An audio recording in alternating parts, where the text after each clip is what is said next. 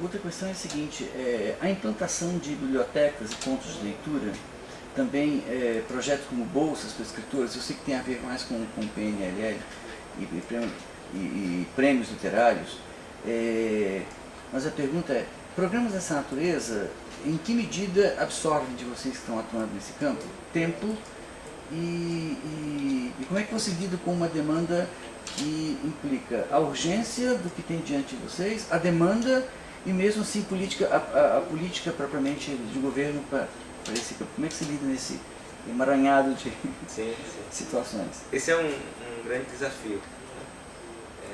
Talvez até para fazer relação com a questão anterior. Sim. Eu tenho me perguntado muito com quantas letras L se faz políticas públicas. Você tem o L do livro, que é a questão de fomentar a economia do livro, de fomentar o acesso ao livro, compreendendo o livro como um objeto cultural. Mas você tem outros L's para isso. Você tem o L de leitura, que falamos agora há pouco, na perspectiva da formação. Você tem um L de literatura, portanto você tem que desenvolver programas e projetos para fomentar a literatura, compreendendo essa literatura como expressão da identidade ou da diversidade cultural. Então é importante que tenham fomentos ou bolsas para a criação, para a circulação e o intercâmbio literário. E para continuar na letra L, falar de bibliotecas utilizando a palavra bibliotecas em inglês. Então também se faz com bibliotecas. Então o grande desafio de quem trabalha com essas políticas públicas é buscar um equilíbrio entre isso. E você ter uma ação permanente, contínua, para ampliação e atualização de acervos para as bibliotecas públicas, escolares e comunitárias, mas você também ter um grande investimento para o campo da leitura, que eu vejo pelo menos em duas frentes. Uma que seria de promover a leitura por meio dos equipamentos públicos, como bibliotecas, escolas, centros culturais, mas também de fortalecer ações de leitura nas famílias, como o programa Agentes de Leitura, e fortalecer, isso já numa segunda frente, as iniciativas da sociedade civil, as iniciativas do terceiro setor, que desenvolvem, no caso do Brasil, projetos e grandes projetos comunitários em áreas de vulnerabilidade social, em espaços não convencionais de leitura como hospitais, presídios, fábricas, estações, parques, em áreas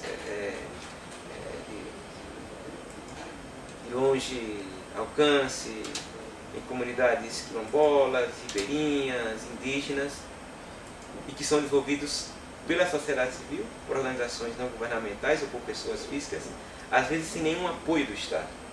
Então o Estado tem que reconhecer essas iniciativas sociais de promoção da leitura e ao mesmo tempo fomentar, financiar esses espaços, esses ambientes não convencionais de leitura. Então, eu acredito que a nossa tarefa, como pessoas que trabalham nesse campo da educação e da cultura, tendo o livro, a leitura, a biblioteca como os terrenos para essa atuação, tem que buscar esse equilíbrio, qualificando as bibliotecas públicas e as bibliotecas escolares, que no caso do Brasil tem uma lei para que todas as escolas tenham bibliotecas. E temos até 2020 para cumprir essa meta. No entanto, boa parte dos livros que o Ministério da Educação envia para as bibliotecas escolares ficam guardados em caixas, ficam encaixotados ali, como um acervo, um depósito de livros, e não como um espaço cultural dentro da biblioteca escolar, importante na sua arquitetura física e arquitetura pedagógica para a formação dos leitores, tanto dos professores como dos alunos, mas também da própria comunidade escolar. Sim. Uma última pergunta. Como é que uma pessoa com a sua formação e mesmo com a sua vivência, inclusive do ponto de vista de gestão de um organismo como a Unesco e com abrangência latino-americana, continental, vive situações como essa de estar num evento como esse da Bienal, por exemplo, milhares de estandes e livros em diversas áreas, né? Ontem eu parei e me perguntei, será que tudo isso passou pela cabeça de Gutenberg quando pensou nos tipos móveis, por exemplo? Provavelmente nunca, no século XVI, né? Mas, e na outra ponta você tem, assim, nos rincões mais distantes do país, situações, às vezes, com um conjunto enorme de precariedades. E nesse meio tempo a demanda de trabalhar num projeto que leva, ou que torna a leitura acessível a pessoas nos níveis os mais diversos, né?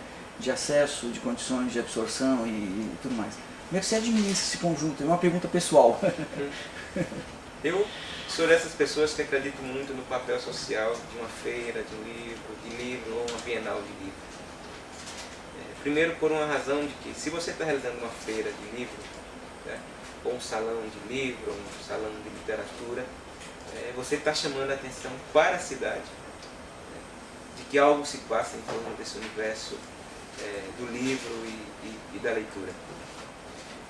No entanto, eu creio que também que esses espaços precisam qualificar um pouco seus ambientes na perspectiva de qualificar melhor de como se estabelece o acesso ao livro, como se estabelece por meio de uma programação cultural e acadêmica esse tema da formação leitora, do pensamento crítico.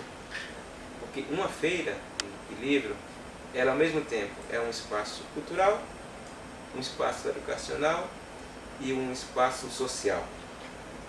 Então, a relevância dela não se discute. Eu só creio que tem que aprimorar um pouco isso, e que não seja apenas um lugar onde as pessoas vão passear, né? Mas ter esse contato com o universo do livro e da leitura, e que possa sair desses lugares com sacolas e bolsas de livros que lhe interessam de verdade. Okay. Obrigado então por seu depoimento, por essa entrevista aos leitores e telespectadores também, né? A gente tem uma TV Cátedra, então essas imagens vão também para lá. E obrigado por sua contribuição, por seu esforço e trabalho nessa área. Eu que agradeço e viva a Cátedra da Leitura.